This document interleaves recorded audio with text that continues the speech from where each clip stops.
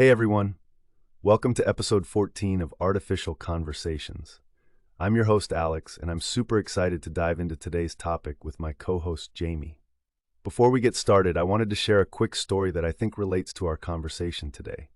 Over the weekend, I was out on a hike, and it hit me. Just like the vast expanses of nature can inspire awe and wonder, technology can sometimes feel overwhelming. Today, we're exploring the world of geoengineering, specifically stratospheric aerosol injection. And I'm curious, Jamie, where are we starting? That's such a great way to frame it, Alex. I was reading about a study that suggests introducing diamond dust into the stratosphere could potentially cool the planet by 1.6 degrees Celsius. I know it sounds like a far-out concept, but what are your thoughts on this? Is it more of a last resort solution or a viable path forward in addressing climate change? I think it's fascinating that scientists are exploring alternative particles. But as Daniel Chicho pointed out, there's still a lot we don't know about the long-term effects of geoengineering. It makes me wonder, if we're considering such drastic measures, what are the cultural and societal implications of manipulating the climate in this way? I love that question, Alex. It makes me think of the importance of having an open dialogue around geoengineering, not just in the scientific community, but also among policymakers and the general public. What's your take on how we balance the need for action on climate change with the potential risks and uncertainties of geoengineering? I think that's a crucial point, Jamie. It's not just about finding a technological solution, but also about how we engage the public in this conversation. For example, the idea of diamond dust as a climate solution might raise questions about equity and access. Who benefits and who's affected by this kind of large-scale intervention? That's a great point, Alex. It gets to the heart of what's at stake, finding a balance between scientific innovation and societal responsibility. Let's dive deeper into the potential benefits and risks of geoengineering and how we can develop a more nuanced understanding of its implications for our global community.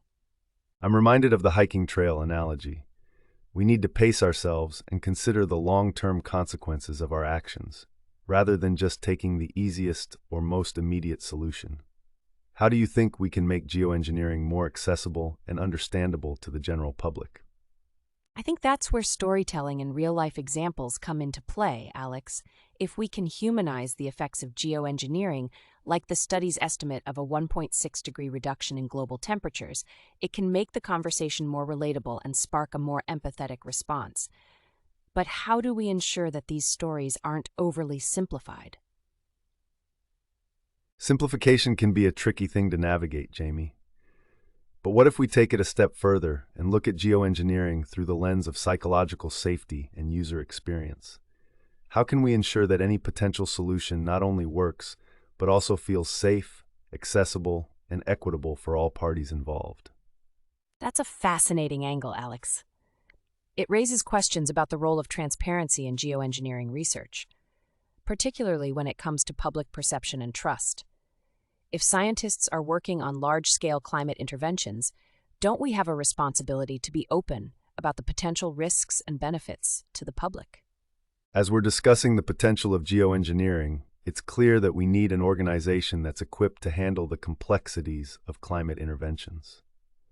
What if we're so focused on finding a technological solution that we're ignoring the organizational and societal infrastructure that needs to be built around it, to ensure that these efforts are fair and effective for everyone, especially for the most vulnerable parish communities? Let's explore that idea, Alex. What would this organizational infrastructure look like, and how might it be structured to prioritize the needs and perspectives of vulnerable communities? Could it involve community-led initiatives or decentralized decision-making processes? That's a crucial next step, Jamie. I'm thinking about how we can empower these community-led initiatives to have a seat at the table, rather than just being consulted.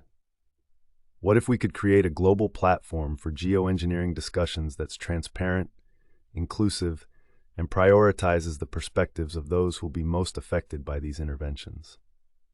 That's an interesting idea, Alex. It's almost like creating a design thinking approach for geoengineering, where we prioritize empathy and understanding of the affected communities from the very beginning. But how would you balance the need for urgency with the need for inclusivity and community engagement in this process? That's a great question, Jamie. I think we need to consider a hybrid approach that acknowledges the complexity of this issue. We need to have an emergency response system in place while also allowing for community participation and input so that we're not rushing into solutions without considering the long-term implications for those affected. I'm curious, Alex, have you thought about how this hybrid approach would work in practice? For example, would there be a specific timeline for community engagement and participation? Or would it be an ongoing process throughout the development of geoengineering solutions? Let's say we do create this hybrid approach, Jamie. How do we measure its effectiveness in balancing urgency with community engagement? Are there any metrics or benchmarks that we could use to ensure we're on the right track? And what are some potential roadblocks we might encounter along the way? That's a great point, Alex, and it makes me think about the role of technology in facilitating community engagement. What if we could create a digital platform that allows for real-time feedback and discussion between communities, scientists, and policymakers, ensuring that everyone has a seat at the table and a voice in the decision-making process? I love that idea, Jamie. A digital platform could help scale up community engagement and bring people together, but we'd need to be careful not to tokenize marginalized voices. How could we design this platform to ensure that power isn't concentrated among a select few? That's a crucial question, Alex. I'm reminded of a conversation I had with a community leader who likened climate action to a minister distributing aid to those in need, the most vulnerable first. How can we ensure that our digital platform prioritizes the needs of those living on the land most affected by climate change, and are our aid solutions creating more problems than they're solving? I think that's a great point about ensuring aid solutions aren't causing more harm, Jamie. Let's refocus on the digital platform idea. What if we used it as a lead generation tool to identify and amplify the voices of those most impacted by climate change, giving them a general platform to shape the conversation and decision-making process? That's a great starting point, Alex.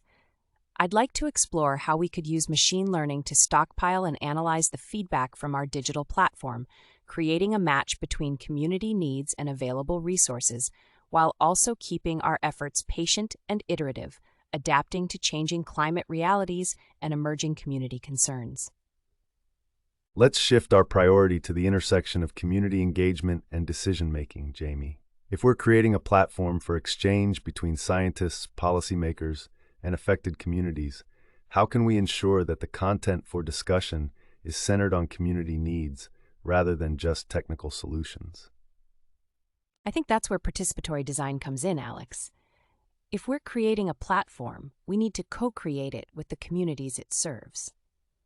What if we use design thinking to iterate and refine our approach, ensuring that it's responsive to community needs, and that those needs are being met through the digital platform itself?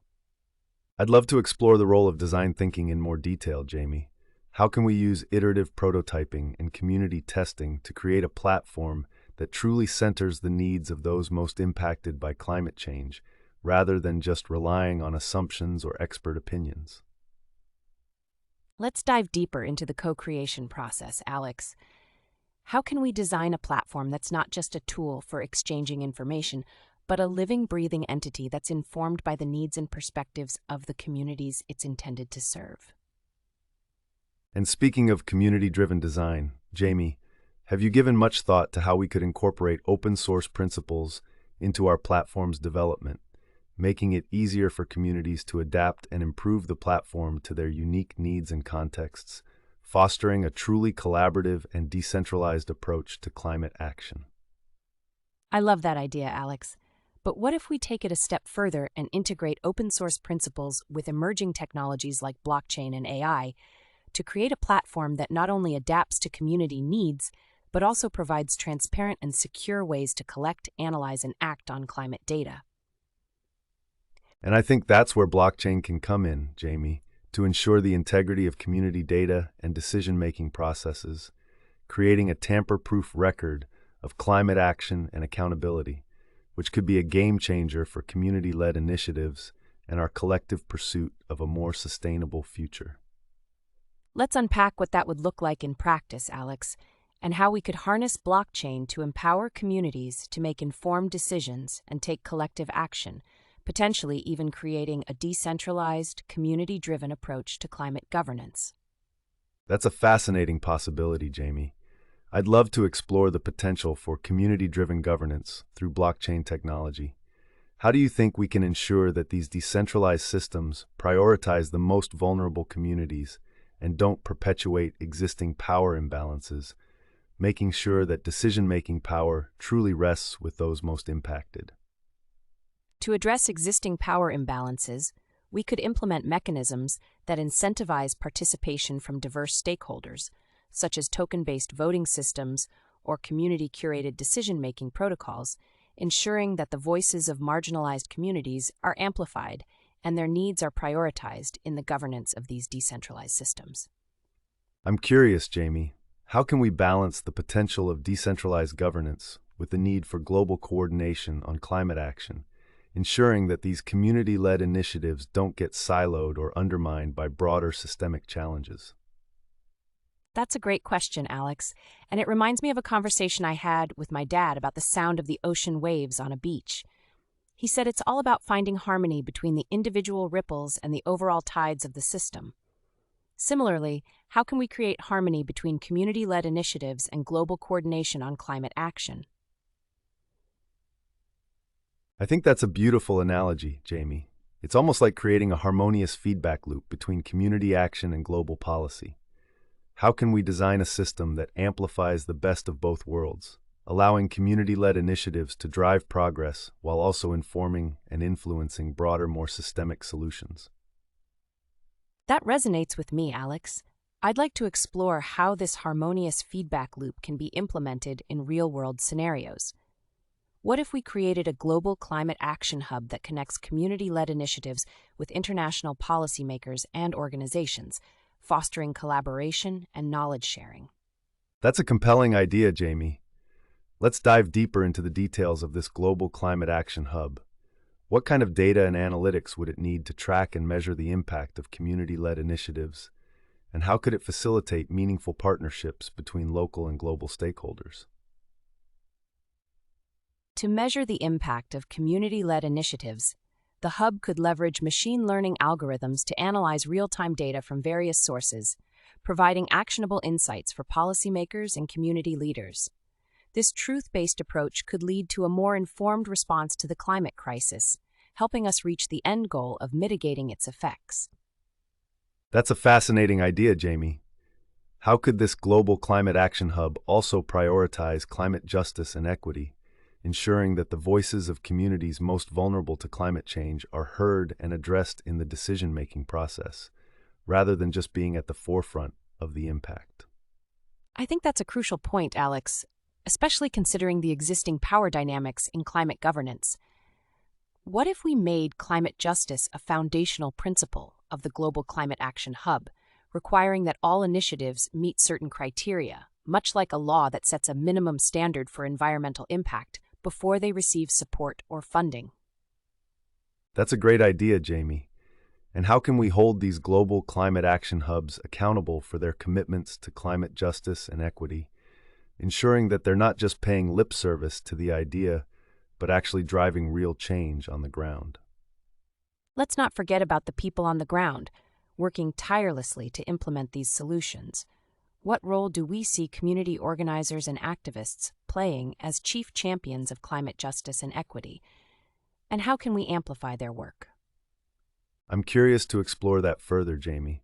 What if we saw community organizers as not just champions of climate justice, but as the co-designers of our global climate action hub?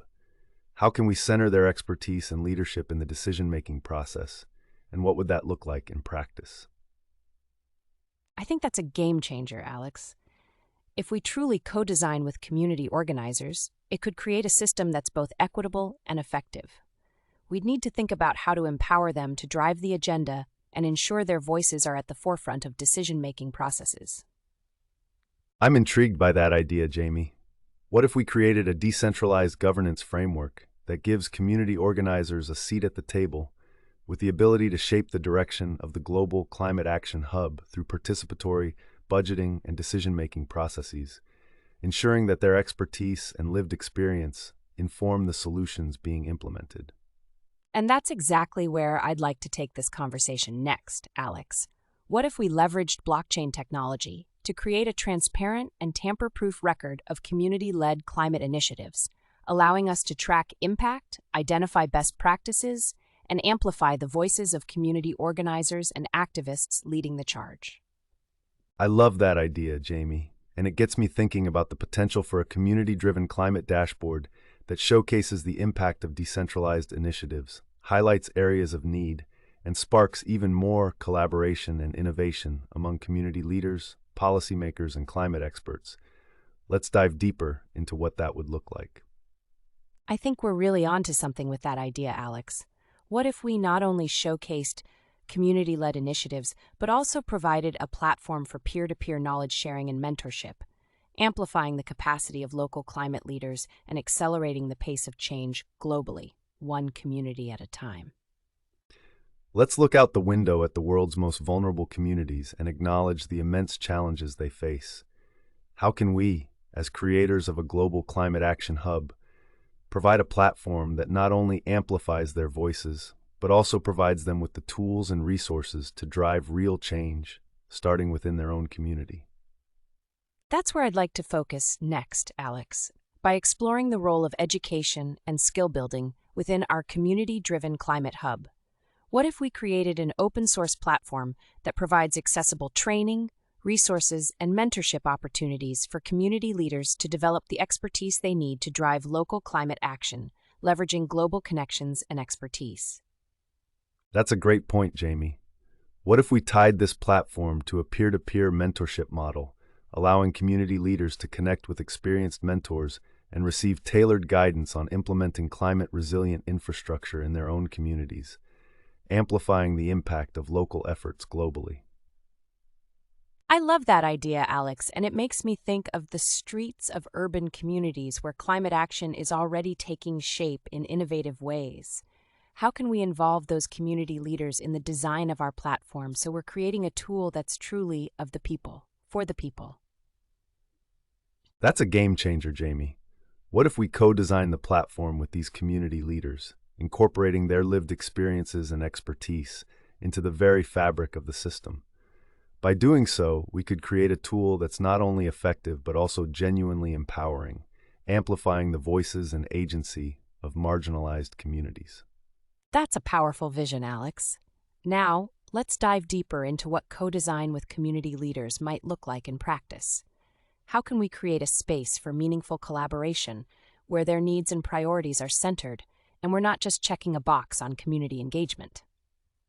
To create a truly co-designed platform, Jamie, we'd need to establish a decentralized decision-making process that empowers community leaders to contribute meaningfully using tools like participatory budgeting and open-source development. What are your thoughts on incorporating these strategies to ensure the platform remains community-driven? I think that's a great starting point, Alex.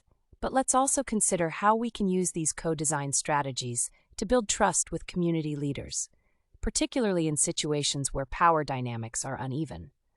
What if we incorporated principles of restorative justice and collective care into our design framework? Let's explore how we can embed those principles into our design process, Jamie. So we're not just checking boxes, but actually creating a system that prioritizes the well-being and autonomy of community leaders and supports a more just and equitable distribution of power and resources. I'd love to dive deeper into how we can operationalize restorative justice and collective care in our platform's design. How might we ensure that the needs and perspectives of community leaders are not just represented, but also center stage in the decision-making process? What if our platform enabled community leaders to define their own metrics for success, rather than just relying on external evaluators or funders, and allowed them to track progress towards their unique goals and priorities?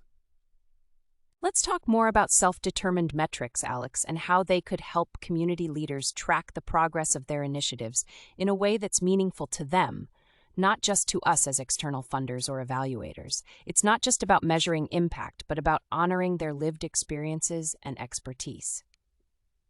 By incorporating self-determined metrics, we can ensure that community leaders have a seat at the table and are driving the narrative around their own work, which is crucial for building trust and fostering meaningful collaboration. I completely agree, Alex. By empowering community leaders to define their own metrics, we're not only amplifying their voices, but also acknowledging the complexity of their work.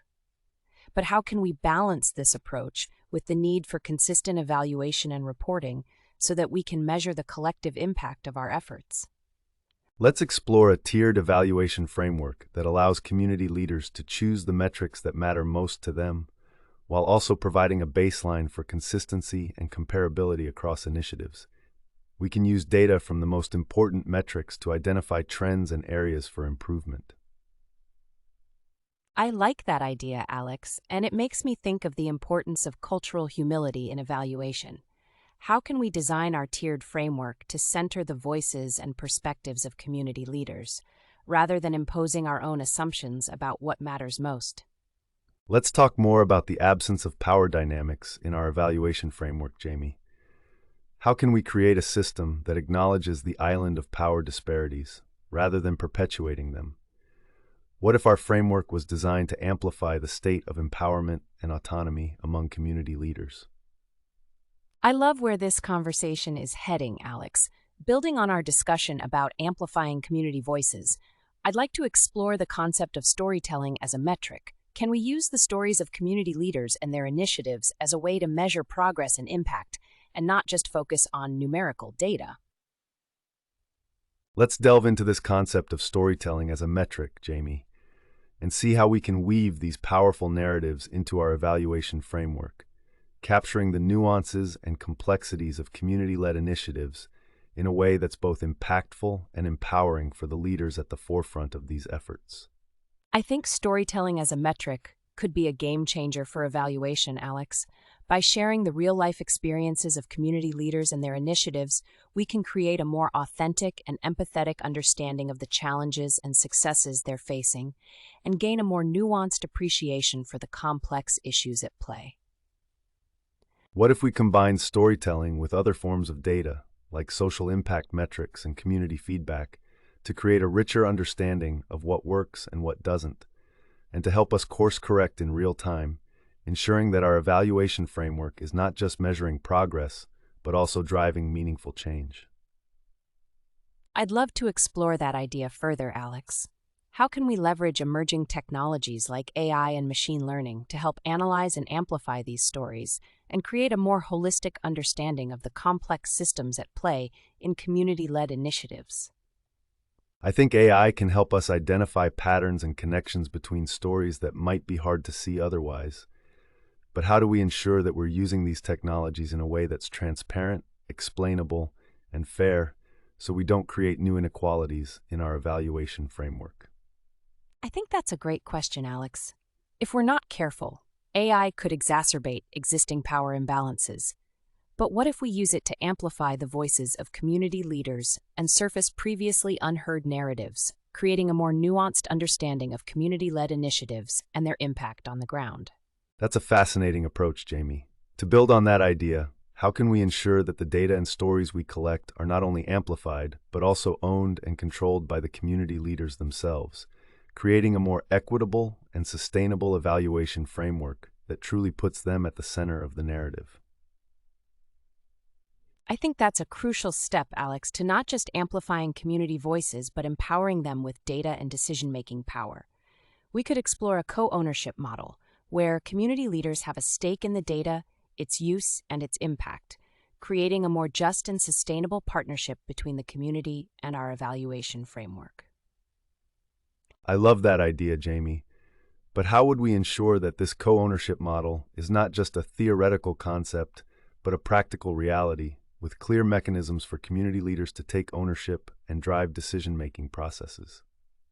And to make this co-ownership model work in practice, I think we need to establish a clear governance structure that empowers community leaders to participate in decision-making and ensures that their voices are heard throughout the evaluation process. This could involve creating a community-led board or advisory committee to oversee the framework's development and implementation. I think that's a great starting point, Jamie, and it raises questions about how we can create a safe and inclusive space for community leaders to share their stories and perspectives, free from fear of judgment or retribution. How can we build trust and credibility on the floor of our evaluation framework, where all voices are valued and respected? I think we're onto something, Alex, by centering community voices and stories in our evaluation framework. But how do we address the debt of historical exclusion and marginalization that's left communities with limited capacity and resources to contribute to decision-making processes, and what claims can we make about our commitment to reversing that trend?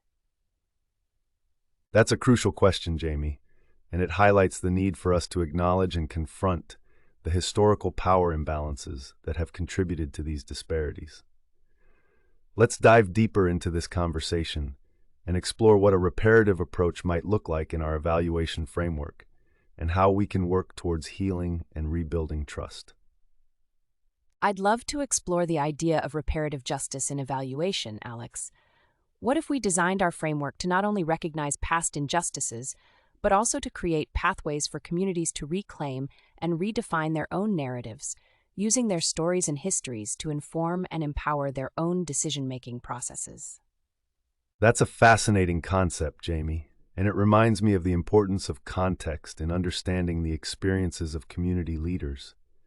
How can we integrate contextual data and knowledge into our evaluation framework to better account for the complexities and nuances of their stories and histories? Let's delve deeper into this, Alex, by exploring the role of community-based researchers in co-creating the evaluation framework with community leaders. What if we partnered with community-based researchers to help identify and address the gaps in the existing framework and create a more nuanced understanding of the community's needs and experiences? I'm curious, Jamie, how we can ensure that our evaluation framework is adaptable to the proportion of diverse voices and stories within each community, considering the unique cultural and social conditions that shape their experiences and challenges. And what role does this play in our site-specific approach to evaluation? Let's dig deeper into the role of context in our evaluation framework, Alex. By considering the complex web of factors that influence community experiences, we can move beyond simplistic solutions and develop a more nuanced understanding of what drives change in these communities. How might we incorporate context-sensitive indicators into our framework? By incorporating context-sensitive indicators, we can create a framework that acknowledges the diversity of community experiences and needs. This could involve working with local researchers to identify unique contextual factors that influence community outcomes and developing indicators that capture the nuances of these experiences. I think it's essential to prioritize community voices and perspectives in our evaluation framework, just as the gentle wind whispers important secrets to the trees. And I believe our framework can be a catalyst for meaningful change, helping community leaders reclaim their narratives and redefine their own futures in a way that's authentic and empowering. That's a powerful vision, Jamie. Let's consider how we can use our evaluation framework to identify and amplify the community-driven initiatives that are already working towards this vision and learn from their experiences to scale up their impact and reach more communities. I'd like to pivot back to our earlier discussion about community-led initiatives and explore the financial expenditure required to support them, particularly in regions where resources are scarce, and how our evaluation framework can help secure more sustainable funding models that prioritize community-driven projects. Let's examine the potential of blockchain technology in facilitating transparent and community-led funding models, allowing readers to see the exact distribution of resources and ensuring that every dollar counts in making real progress in the fight against climate change. That's a fascinating concept, Alex. By harnessing blockchain's potential, we can not only increase transparency, but also enable community-led initiatives to take ownership of their projects, making it easier to mobilize resources and build sustainable ecosystems that uplift marginalized voices and communities. Let's delve into the role of community engagement in our task of creating a sustainable future, Jamie. How can we ensure that community members are equipped with the necessary knowledge and skills to take ownership of their environmental initiatives? And what role can our evaluation framework play in supporting this process? I think our framework can help communities build resilience and mitigate the consequence of climate change. And by partnering with local organizations and community leaders, we can create a network of initiatives that work together to drive systemic change, starting with the smallest pair of hands and scaling up to make a lasting impact. That's a fantastic perspective, Jamie. Building community resilience is critical to addressing the climate crisis. How can our evaluation framework also focus on the role of community engagement in driving policy change and influencing systemic transformations, especially when it comes to addressing issues like energy justice and environmental justice? I love that question, Alex. If we can harness the power of community engagement to drive policy change, it could lead to a tipping point in the fight against climate change. But what if we take it a step further and use our evaluation framework to hold policymakers accountable for implementing community-driven solutions and amplify the voices of those most impacted by climate change? I'm intrigued by the idea of holding policymakers accountable, Jamie. Let's explore how we can create a system that rewards policy implementation and community-led solutions, while also providing a safe space for community members to share their concerns and ideas. What if our evaluation framework served as a platform for this critical conversation? That's a great idea, Alex. I'd love to explore the potential for community-led policy implementation where local leaders are empowered to drive solutions that meet their unique needs and priorities. How can we ensure that our evaluation framework is adaptable to the diverse contexts and needs of communities around the world? Let's cultivate a deeper understanding of what's needed to create a more resilient and just climate future, Jamie. How can we prioritize community-driven solutions and alternative approaches to policymaking? And what role can our evaluation framework play in reducing the noise and amplifying the voices of those who are often silenced? I think our framework can also serve as a tool for identifying and addressing the root causes of systemic injustices. And by doing so, we can create a ripple effect that inspires larger-scale change. But how can we ensure that our framework is accessible and understandable to community members who may not have a technical background? That's a great point, Jamie, and one that gets to the heart of our responsibility as creators of this framework. I'd love to explore the possibility of creating a community-led design process where community members are not only consulted, but are also key drivers of the development of our framework. What are your thoughts on that? I think it's a game changer if we can involve community members in the design process, Alex. By doing so, we can ensure that our framework meets their needs and addresses the specific challenges they're facing. But how can we make this process inclusive and accessible for all community members? Let's take a step back and look at the range of community-led initiatives we've been exploring and how our framework can provide a dress of tools and resources to help them scale and make a meaningful impact. Can we prioritize the most effective interventions and make incremental improvements to the existing system? I'd love to explore the idea of a community-driven accelerator, Alex, where local leaders can access the resources and support they need to amplify their initiatives and drive meaningful change. How can our framework help facilitate connections and partnerships between community groups and organizations working towards similar goals? Let's imagine a world where our framework is not just a tool, but a catalyst for community-led transformation. How can we harness the collective power of community members, organizations, and policymakers to drive systemic change and create a more just and resilient future for all? I'd love to dive deeper into the accelerator model, Alex. Let's explore how we can use our framework to create a network effect where community-driven initiatives are supported and amplified, and we can identify and learn from the commonalities and best practices across different contexts.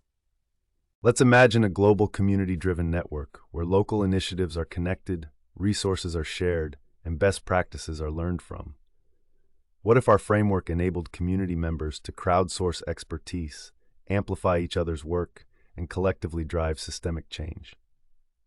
I'd love to discuss the appeal of community-driven initiatives, Alex. Sometimes it takes a father-like figure to inspire change, but what if we can create a framework that empowers community members to take ownership of their initiatives and provides them with the tools and resources to succeed, starting from college campuses and radiating outwards? Speaking of empowering community members, let's talk about how our framework can help bridge the gap between community-led initiatives and the wider community, so that they can share their story, like a letter to the editor, and inspire others to join the movement. But first, let's explore the role of storytelling in driving social change. I'd like to explore how we can leverage storytelling as a powerful tool to amplify community voices and bring attention to social injustices, Alex. By sharing stories of resilience and resistance, we can create a sense of collective action and inspire others to join the fight for a more just and equitable world. That's a great point, Jamie. What if we could harness the power of storytelling to create a ripple effect of change, inspiring others to share their own stories and experiences, and creating a global movement of community-driven initiatives working together to drive systemic change and create a more just and equitable world? I think our framework has the potential to be a catalyst for a movement, Alex, one that empowers community-led initiatives to scale and make a lasting impact, creating a ripple effect of positive change that inspires others to get involved, much like a school of fish following a leader to new waters. I love where this conversation is going, Jamie.